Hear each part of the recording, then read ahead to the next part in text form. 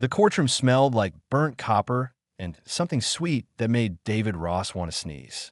He sat in the defendant's chair, which was too small for his frame, and watched the crystalline judge deliberate his fate. Through the transparent walls, he could see ships docking at the judicial station, their hulls gleaming under the foreign sun. David had been hauling cargo for 5 years across the galactic trade network. Good work, decent pay, and he got to see parts of space most humans only dreamed about. Today, though, his luck had run out. The court finds the defendant guilty of smuggling prohibited organic compounds, Judge Kelvin announced.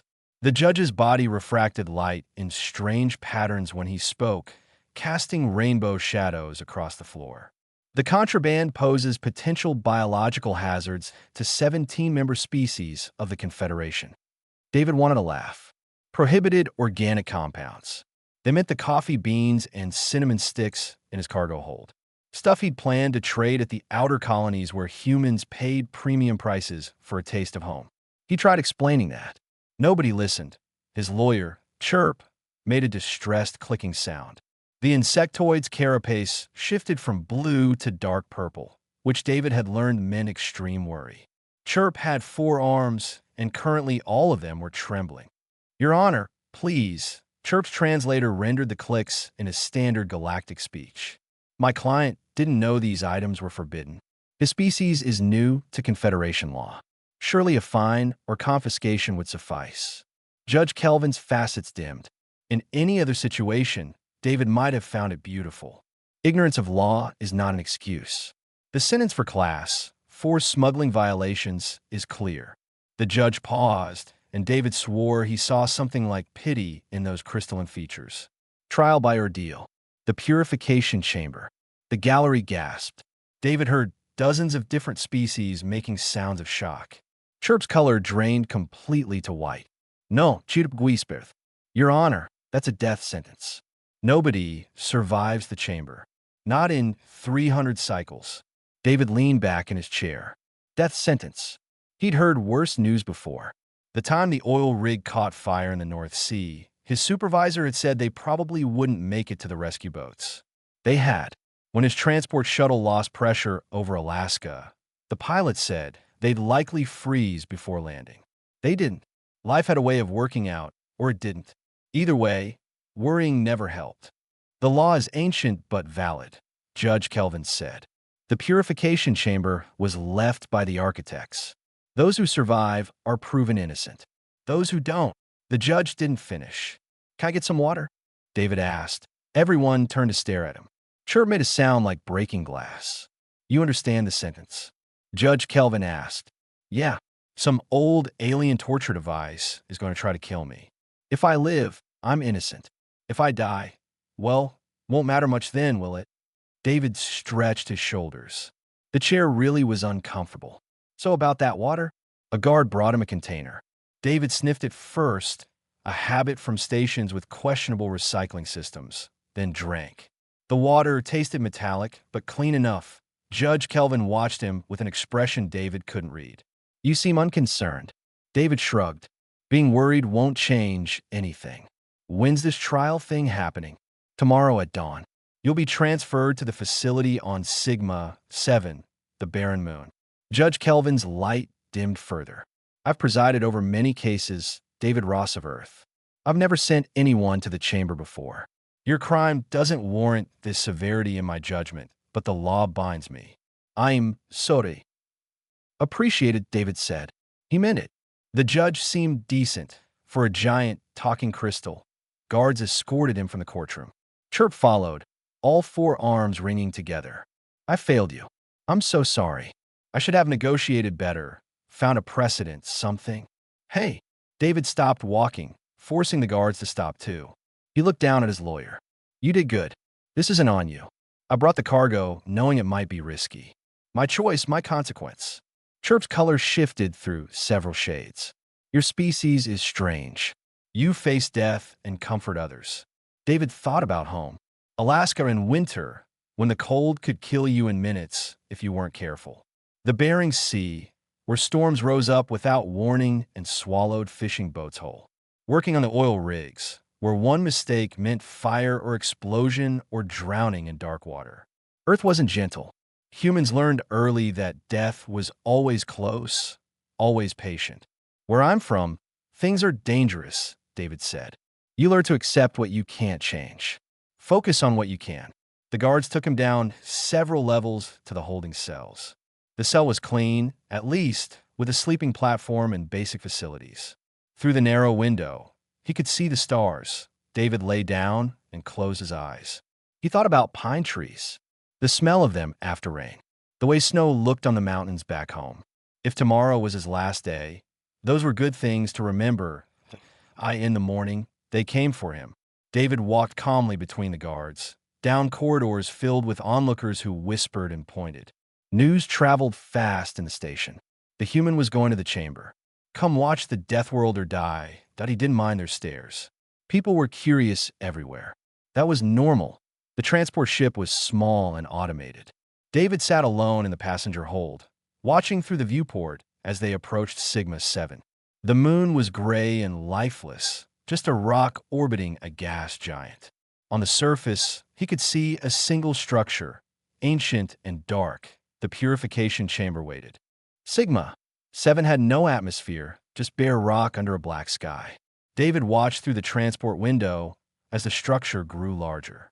The building looked older than anything he'd seen in space, all dark stone and strange angles that seemed wrong somehow, like they didn't quite fit with normal geometry.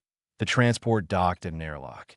Guards in environmental suits escorted David through corridors carved from the moon's bedrock. Their boots echoed on stone floors worn smooth by countless footsteps over thousands of years. They emerged into a massive chamber. David stopped and stared despite himself. The sphere dominated the space, 50 meters across, suspended by supports that seemed too thin to hold such mass. The surface was covered in writing, symbols that hurt to look at too long, in languages nobody spoke anymore. 17 dead civilizations, a voice said behind him. David turned. A robed figure approached, tall and thin, with gray skin and eyes that seemed too large. I'm Trell, lead observer. We maintain the chamber and record the trials. Those inscriptions are warnings. All say the same thing. Let the guilty be purified or destroyed. Cheerful, David said. Trell's expression might have been surprise. Hard to tell with aliens. You joke. Beats crying. David looked around the observation gallery.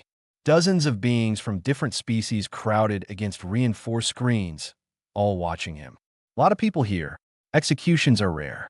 Many wish to witness. Trell gestured to a bench. Please sit. We have rituals to perform before the trial begins. David sat. Trell brought out a recording device and several ceremonial items that David didn't recognize. We record last words, final wishes. For the archives, I like some water, and I miss pine trees. David thought for a moment. Tell my sister Rachel I'm sorry about her truck. I really thought I could fix the transmission. Trell blinked slowly. These are your final words? Yeah. Why? Should I say something profound? Most people do. David shrugged. I'm not most people. A technician approached, carrying a bulky environmental suit. Standard protection. It might give you a few extra minutes in the first phases. David looked at the suit. Heavy, restrictive, probably uncomfortable. I'll pass. My coveralls are fine. The technician's translator actually stuttered. You will pass? The suit is designed to, I know what it's for. Don't need it. Trell and the technician exchanged glances. Nobody has ever refused the suit, Trell said carefully. Well, now somebody has. David stood and stretched. His back popped. 5 years in space, and he still wasn't used to sleeping on alien furniture. Are we doing this or not? The gallery erupted in whispers. David ignored them. He'd worked oil rigs where one wrong move killed you. You learned not to let crowds make you nervous. Chirp appeared at the observation window, pressed against the glass. The insectoid's color was the palest blue David had seen, almost white. David walked over and put his hand on the glass. Chirp matched the gesture with one of 4 trembling appendages. Thank you for trying, David said, knowing Chirp could hear through the speakers. You're a good lawyer and a good person. Chirp's translator crackled with what sounded like sobbing. This is wrong. You didn't deserve this. Maybe I'll surprise everyone. David smiled. Humans are good at that. He turned away before Chirp could respond. Trell was waiting by the chamber entrance, which had irised open like a sphincter. David could see darkness inside and smell something like ozone. Any advice? David asked. Trell hesitated. I've observed 43 trials. Nobody survives past the third phase. Most die in the first. The chamber tests everything: atmospheric tolerance, pressure resistance, temperature extremes, radiation exposure, biological contamination, and combat capability. It was designed to break beings at every possible level. Trell paused. I'm sorry. Not your fault. David approached the entrance. The darkness inside seemed to move. Thanks for being decent about this. He stepped through the opening. The iris sealed behind him with a sound like stone grinding on stone. David stood in complete darkness for several seconds, letting his eyes adjust. Gradually, he could make out the interior: curved walls, smooth floor, and what looked like vents set at regular intervals. Through the observation window, he could see hundreds of faces watching. Chirp was frozen at the glass. Trell stood with hands clasped, head bowed. Judge Kelvin had arrived, standing separate from the crowd. David walked to the center of the sphere and sat down cross-legged. Might as well be comfortable that a deep humming sound started. The vents opened. David watched green gas begin pouring into the chamber, rolling across the floor like fog. The smell hit him first: sulfur and something sharp that made his eyes water. He pulled his shirt up over his nose and mouth, a trick he'd learned working in plants with poor ventilation. The fabric filtered out some of the worst particles. David breathed shallow and slow, conserving oxygen. The gas grew thicker. Visibility dropped to a few feet. David's throat burned and his chest felt tight. Not great, but he'd felt worse. The volcanic vents in Iceland had been pretty bad. So had the time the hydrogen sulfide leak happened on the rig. He'd survived those. He could hear alarms going off in the observation gallery. Probably thought he should be dead by now. David checked his pulse the way the safety instructor had taught him years ago. Elevated but steady. His lungs hurt, but they were working. Through the green haze, he could see Trell's face pressed to the observation window. The observer's large eyes were wider than David thought possible. David gave a thumbs up. Trell stumbled backward. The first phase continued. David settled in to wait out, breathing through his shirt, thinking about home and trees and clean air. The gas couldn't last forever. The gas cleared after 10 minutes. David lowered his shirt and took a careful breath. His throat felt raw, like he'd been shouting for hours, and his eyes were still watering, but he was breathing normally. Through the observation window, he could see the crowd standing in shocked silence. Trell was typing frantically on a datapad, probably recording everything. David wondered what the readings looked like. Probably not what they expected. The temperature dropped. David felt it immediately. One moment the chamber was neutral, the next his breath was fogging in front of his face. Ice crystals formed on the walls. The metal floor beneath him became painfully cold through his pants. He stood up, rubbing his arms. The temperature kept falling. His teeth started chattering. David began doing jumping jacks, the same exercise his dad had taught him when they went ice fishing. Keep the blood moving. Generate heat. Don't let the cold settle into your bones. Through the window, he could see aliens pointing at him. Their translators were probably going crazy trying to explain what they were seeing. David didn't care. He focused on movement. Jump, spread arms and legs, jump, bring them back together. Over and over. His muscles burned, but warmth spread through his chest. The temperature readout on the wall showed -60°C. Cold enough to kill most species instantly. David had been colder. Montana in January, when his truck broke down and he had to walk 15 miles to the nearest town. Wyoming during the blizzard that shut down the whole state. Earth didn't mess around with cold. His fingers were going numb. David tucked his hands under his armpits between jumping jacks. His ears hurt. He should have kept a hat in his pockets. But who expects to need winter gear in a space station? Just when he thought his legs might give out, the temperature spiked. The change was so sudden that David stumbled. Ice on the walls melted instantly, turning to steam. The temperature climbed fast. 20 degrees. 40. 60. David stripped off his outer shirt and used it to wipe sweat from his face. 80 degrees Celsius. Hot enough to cook meat. The air shimmered. David sat back down on the floor, which was now uncomfortably warm but not burning. He'd worked in engine rooms hotter than this. Spent a summer in Death Valley on a job site where the temperature hit 55 Celsius in the shade. This was bad, but manageable that he focused on breathing steadily. Quick, shallow breaths could make you hyperventilate. Slow, deep breaths could scald your lungs. Medium breaths, through the nose when possible. Let the body regulate. David closed his eyes and thought about the solution to heat, the same way his grandfather taught him. Don't fight it. Work with it. Conserve energy. Stay hydrated if possible. Wait out. Sweat poured down his back. His head pounded. David recognized the early signs of heat exhaustion. Not great, but not critical yet. He'd know if it got critical. He'd been there before. The observation gallery was in chaos. David could see different species arguing, pointing at displays. Trell's face was locked in an expression that might have been awe or horror. Chirp had collapsed against the window. Judge Kelvin stood perfectly still, light refracting through his crystalline body in patterns David had never seen before. The temperature began cycling. Hot, cold, hot, cold. David's body struggled to adjust. He put his shirt back on during cold phases, took it off during hot ones. Stood and moved when cold, sat and conserved when hot. His inner ear started playing tricks on him, making the chamber feel like it was spinning. After what felt like hours but was probably 20 minutes, the temperature stabilized at something close to normal.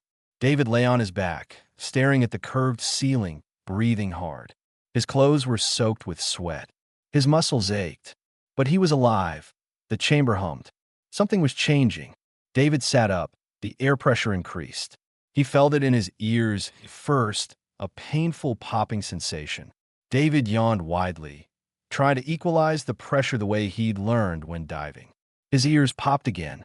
The pressure kept climbing. He felt like being underwater. Deep underwater.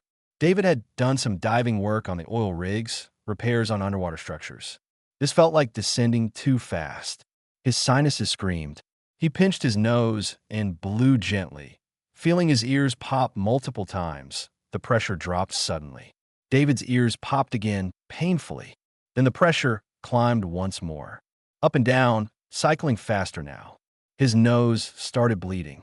David tilted his head back and pinched the bridge, applying pressure. Standard first aid. Nothing fancy. Through the blood and pain, he thought about the bends. Nitrogen bubbles in the bloodstream from rapid pressure changes. Could kill you if it was bad enough. David focused on breathing slowly, giving his body time to adjust between cycles. His hands were shaking. The pressure cycling continued. David's vision blurred. Blood ran down his throat from his nose, making him cough. His joints ached. This was worse than the temperature. This was serious, but he'd survived decompression scares before. Once when the rig's pressure lock failed. Another time during a rapid ascent from a dive when equipment malfunctioned.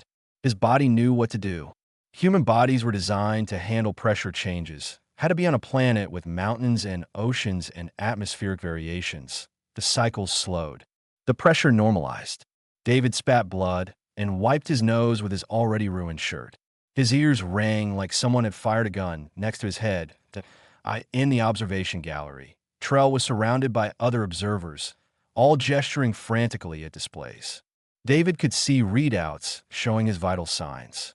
Probably looked bad. He felt bad. But bad wasn't dead. The chamber powered up again. A different sound this time.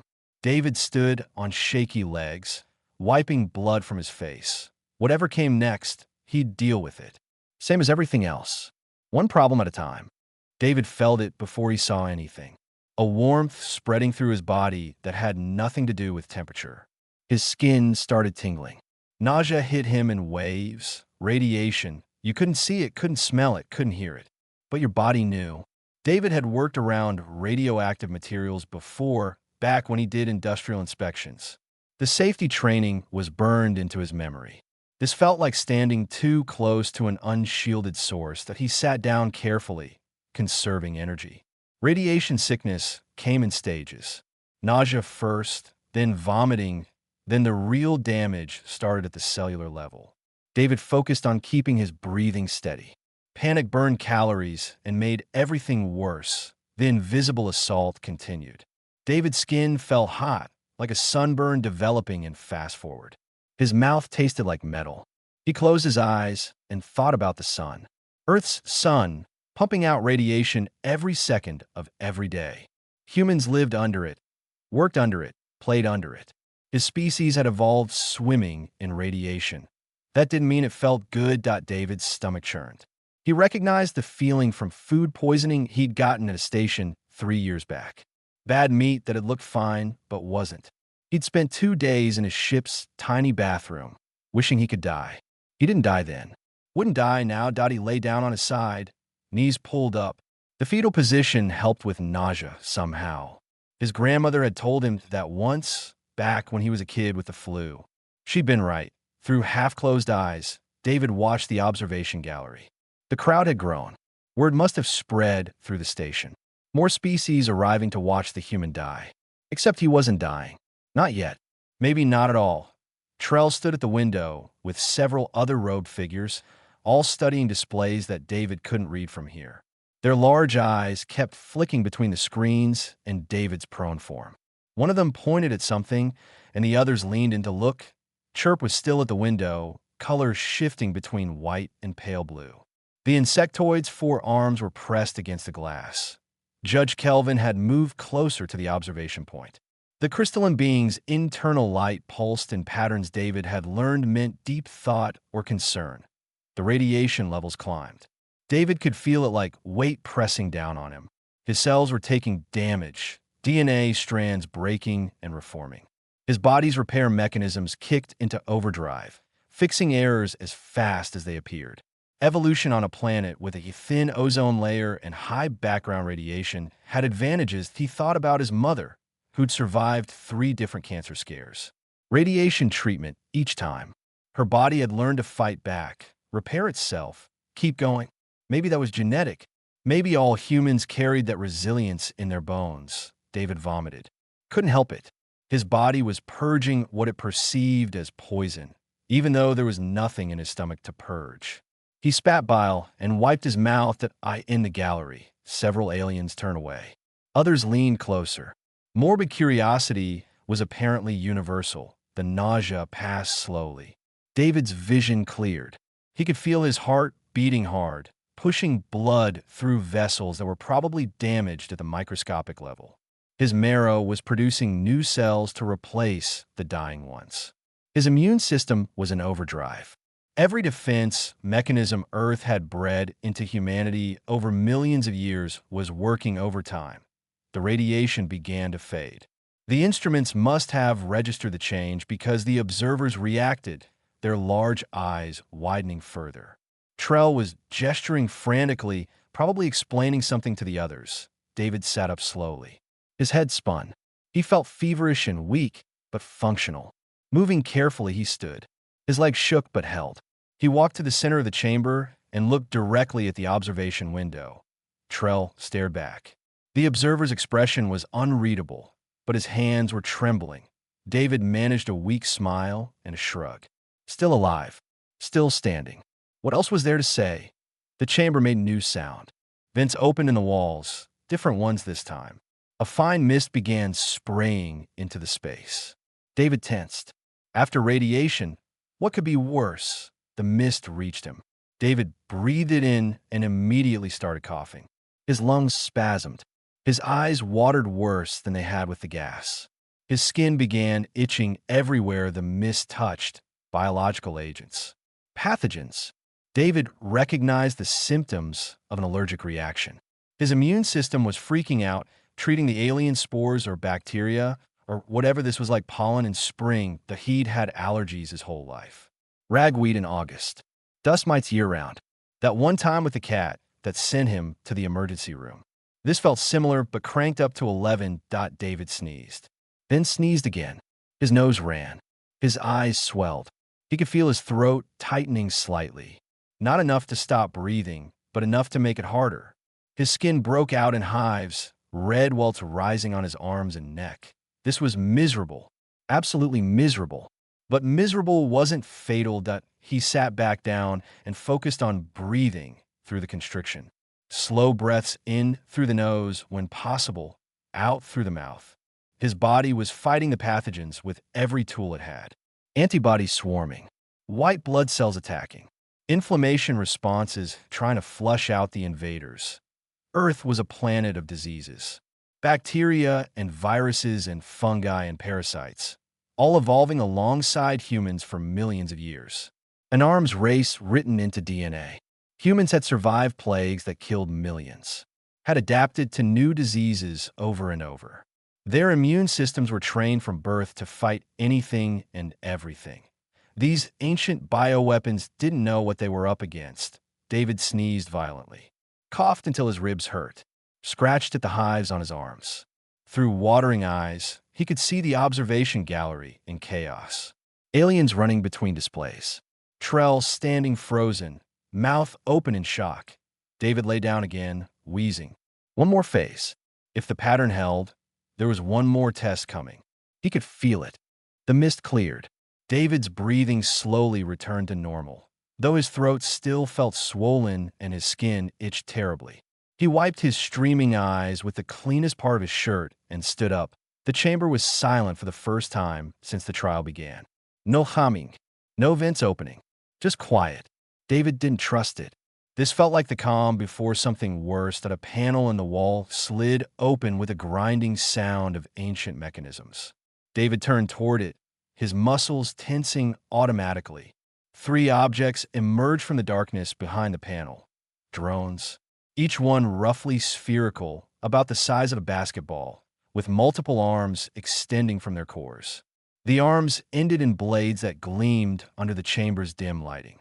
The drones floated into the space using some kind of anti-gravity tech, spreading out to form a triangle with David in the center.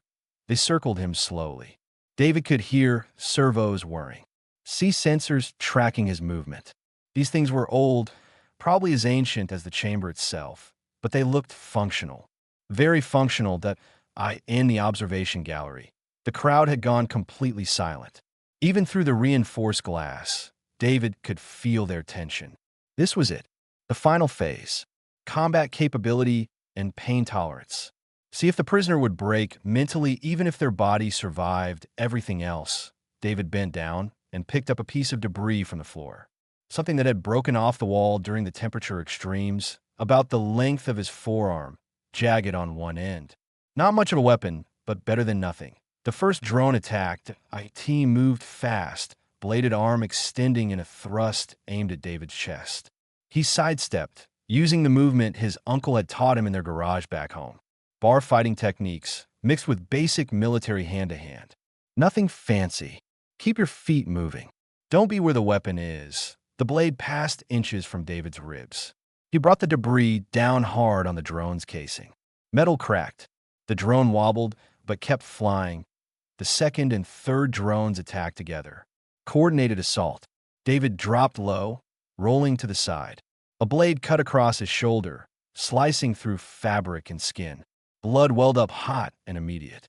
David gritted his teeth and kept moving that he'd been in fights before. Station bars where disagreements turned violent. An attempted mugging on a dock where the mugger had a knife. You learned things from those experiences. Fear was useful, but panic got you killed. Focus on the threat. Move constantly. Hit hard when you got an opening. The first drone came at him again. David feinted left, then moved right.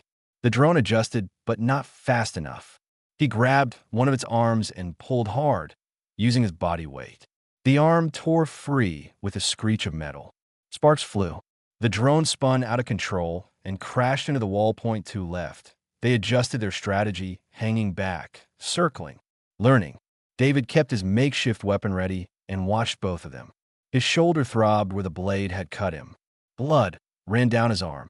Not deep enough to be critical, but it would need attention eventually. The drones attacked from opposite sides. Classic pincer movement. David jumped backward, putting his back near the wall to eliminate one angle of attack. A blade came at his face. He blocked with the debris, metal screeching on metal. The impact sent vibrations up his arm. The other drone went low, targeting his legs.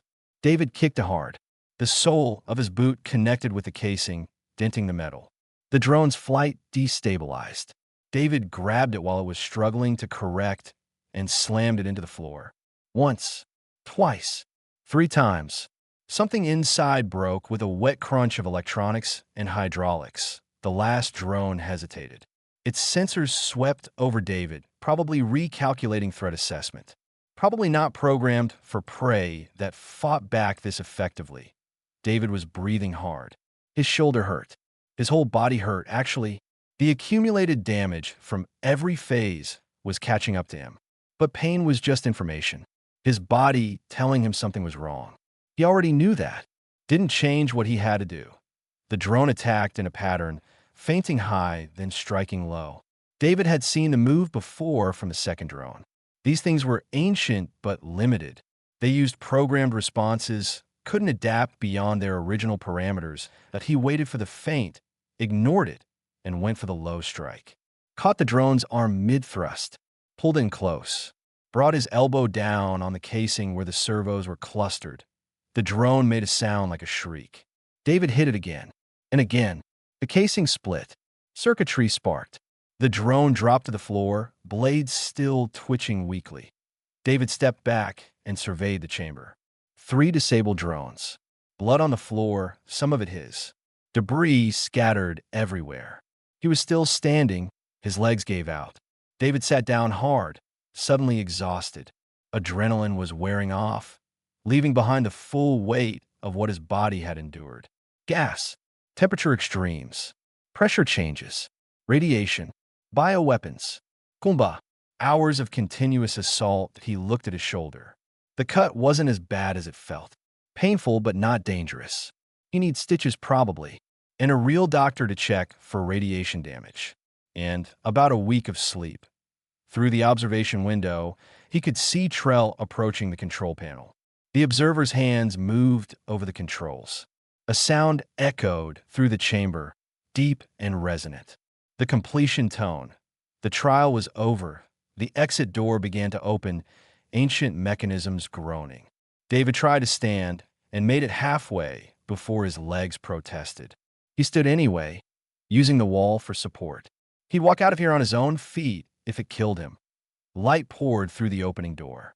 David squinted against it and took his first step toward freedom. His second step was steadier.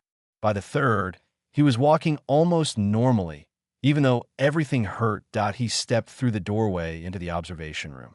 Every eye was on him. Dozens of species, hundreds of individuals, all staring in complete silence. David looked around. Anyone got water? And maybe a bandage? Trell moved first. The observer rushed forward with a medical kit, hands shaking as he opened it. Other beings remained frozen, staring at David like he was something from a nightmare or a legend. They couldn't decide which. Chirp pushed through the crowd, colors shifting rapidly through every shade David had seen and several new ones. The insectoid's translator was making broken sounds, unable to keep up with the rapid-fire clicking.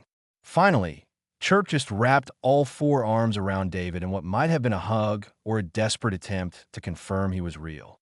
Easy, David said, patting one of Chirp's arms awkwardly. I'm pretty banged up. Chirp released him and stepped back, colors settling on a vibrant gold. You survived. You actually survived. Nobody survives the chamber. Guess somebody had to be first. David accepted water from Trell and drank deeply. It tasted better than anything he'd ever had. His throat was raw from the gas, the vomiting, the allergic reaction. The water helped. Trell was cleaning the cut on David's shoulder with something that stung. David winced but stayed still. The observer's hands were gentle despite their trembling. This makes no sense. The readings, your vitals, everything indicates you should have died in the first phase. The gas alone should have dissolved your lungs. David shrugged his good shoulder. Worked around worse. Refineries, chemical plants. You learn to handle bad air. The temperature extremes would cause cellular breakdown in any known species. Trell applied a bandage with practiced efficiency. Got cold in Alaska. Hot in Texas. You adapt. The pressure changes should have caused massive internal hemorrhaging. Went diving a few times. Did some mountain climbing. Same thing. Trell stepped back. Medical kit forgotten in his hands. The radiation exposure was lethal. The bioweapons were engineered to attack cellular structures across multiple genetic frameworks. The drones were programmed to kill efficiently. The observer's large eyes were wider than David thought possible. What kind of world produces beings that can withstand all of that? Judge Kelvin approached before David could answer. The crystalline being's light pulsed in slow, complex patterns.